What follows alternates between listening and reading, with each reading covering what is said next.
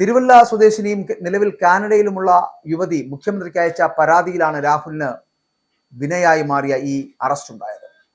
Video conferencing വഴി AIG Poonkuzhali IPS മുൻപാകെ യുവതി മൊഴി നൽകി.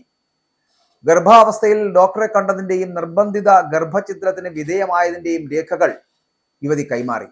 അതിലുപരി അലസിപ്പോയ ഗർഭത്തിന്റെ ഭ്രൂണാവശിഷ്ടം തെളിവായി തന്റെ പക്കലുണ്ട് എന്ന് യുവതി മൊഴി നൽകിയത് കേസിൽ നിർണായകമായി.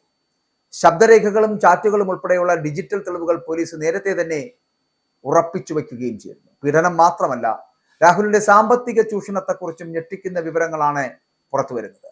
പാലക്കാട് MLA ആയ ശേഷം ഉപതെരഞ്ഞെടുപ്പ് ചെലവുകൾക്കും ഫ്ളാറ്റ് വാങ്ങാനുമായിട്ട് രാഹുൽ പണം ആവശ്യപ്പെട്ടു എന്ന് യുവതി പറയുന്നുണ്ട്. രാഹുൽ നടത്തിയ UK യാത്രയും മറ്റ് വിദേശ സന്ദർശനങ്ങളും ഈ യുവതിയുടെ ചെലവിലാണോ എന്ന് പ്രത്യേക അന്വേഷണ സംഘം പരിശോധിച്ചു വരികയാണ്.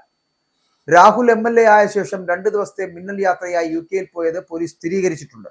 ആഡംബര വാച്ചുകൾക്കും വസ്ത്രങ്ങൾക്കും പുറമെ 10,000 രൂപയുടെ ചെരുപ്പിന് വരെ താനാണ് പണം നൽകിയത് എന്ന വെളിപ്പെടുത്തലും പരാതിക്കാരി നടത്തിയിട്ടുണ്ട്.